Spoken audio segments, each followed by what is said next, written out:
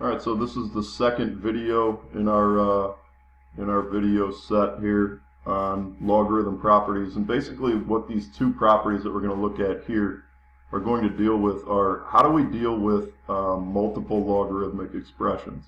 And one of the ways that we can do that is we can combine them into one logarithm. It makes it a lot nicer to deal with. So the one really important thing here that you need to keep in mind as we go through is that we have two expressions here, or two terms here, with the same base, and we have to have the same base in order to make this happen. Alright, so we've got two logarithmic expressions here, log base b of a, and we're going to add that to log base b of c. And what you can see is the property says that, well, we can actually combine this into one log with the same base b, and then we multiply those two arguments. So whatever's inside these two logs, the argument inside this log is going to get multiplied by the argument inside this other log. And we can combine it into one log with the same base of the product of those two things.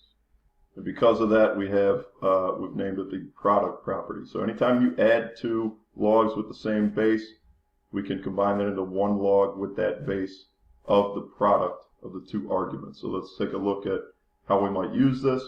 Number one, we've got log base 17 of 15 plus log base 7 of 3. So we see we've got two different logs with the same base here. So what we can do is combine that into one log with the same base.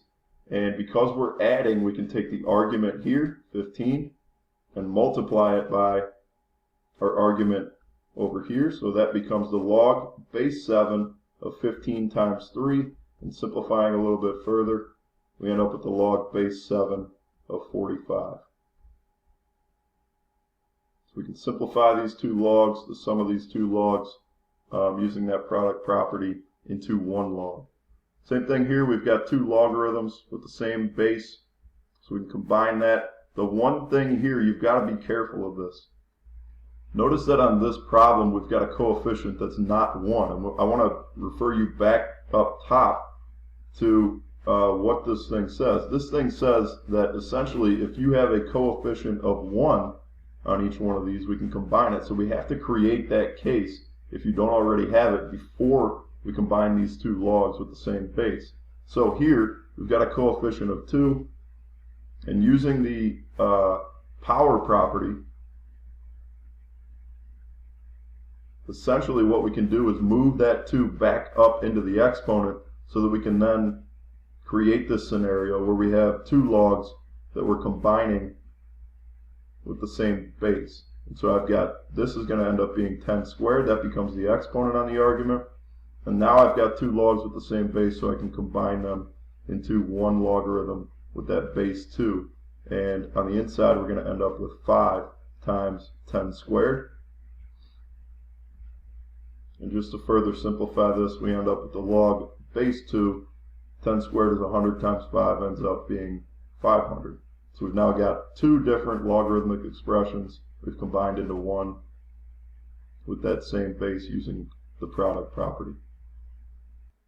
All right, a couple more examples on how we can use this product property. We want to write each as a sum of two logarithms, or in other words, we want to use that product property in reverse.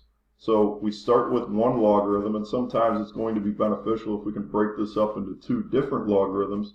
So what that basically says is, I see that this, we can do this a couple different ways. I know I can write 12 as 1 times 12. Or I can write 12 as 2 times 6, or I can write it as 3 times 4. So I can break this up in a number of ways. We're just going to choose the 3 times 4. And specifically we're going to choose that because I see I've got a log base 4, and we can simplify that a little bit further. So let's go ahead and break this up into two different logarithms. Again, the rule says they have to be the same base, so we keep it as log base 4.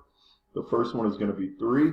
And my product property says that anytime I'm adding two different logs with the same base, I'm going to end up with the product on the inside. So I'm going to add two log base 4s together. This one is log base 4 of 3, and this becomes log base 4 of 4. And hopefully we recognize that we can simplify that, simply because this is asking what is the exponent on this base 4 that gives me 4, and I know that that's 1. So we can simplify this expression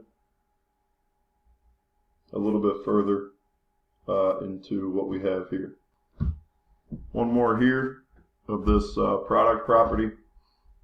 We've got this number on the inside, and we want to write it as the sum of two different logarithms. And again, we can break this up in a number of ways, but I recognize I've got a base 8, so it would be beneficial, similar to over here, if I wrote it as 8 times something. And I know that 16 is 8 times 2. So to rewrite this as the sum of two logs, I'm just going to go in the reverse.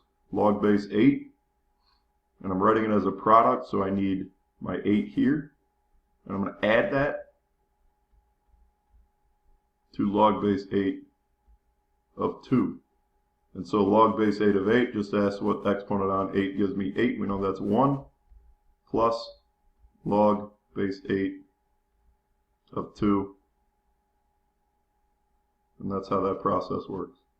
All right, the next property is really similar in its use, but obviously we've got the difference here instead of the sum. So again, similar approach here. We want to take two different logarithms that have the same base and combine them into one. And you see the quotient property says that if we're subtracting two logs of the same base, I can take the arguments, and it ends up being the argument of a divided by the argument c.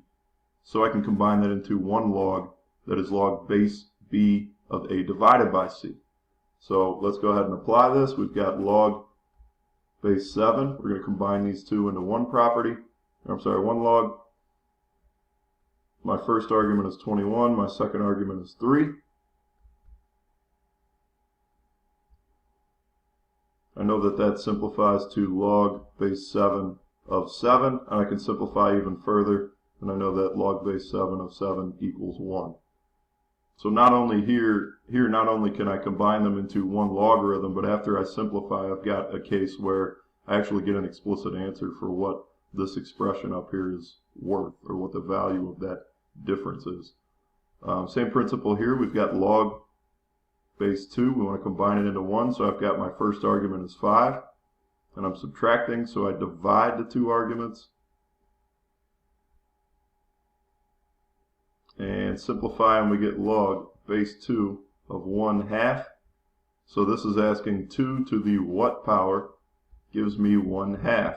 Well, again, this is a negative exponent scenario, so I can simplify this into -1, because 2 to the negative first gives me 1/2. Let's look at a couple. We're going to go in the reverse again here. And I just realized, looking at my directions here, this should say difference of two logarithms.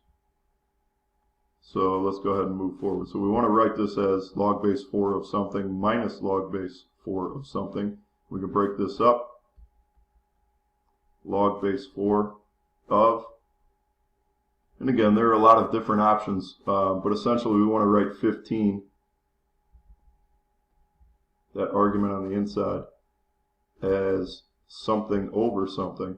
And I've got a log base 4 here, so it would make sense to write it in terms of 4. So if I rewrite 15 as 60 divided by 4, that's going to help me down the line, and I'll show you how. So log base 4 of 60 minus log base 4 of 4. This can't really be simplified without a calculator, so we're just going to leave it in that form. So we've got log base 4 of 60, and minus log base 4 of 4 we know is 1, so we can write it in that particular form. You're not always going to be able to do this, but if you can, we want to make sure that we simplify fully. So the last one here, again, I need to write 16 as something divided by something. We can do this in a lot of different ways. So let's just pick one that doesn't necessarily simplify. So I've got log base 8 of something minus log base 8 of something. And I know that 16 can be simplified into 32 divided by 2. So we can write this as the difference of log base 8 of 32 minus log base 8 of 2. We can't simplify any further on that particular one without a calculator, so we leave it in those terms.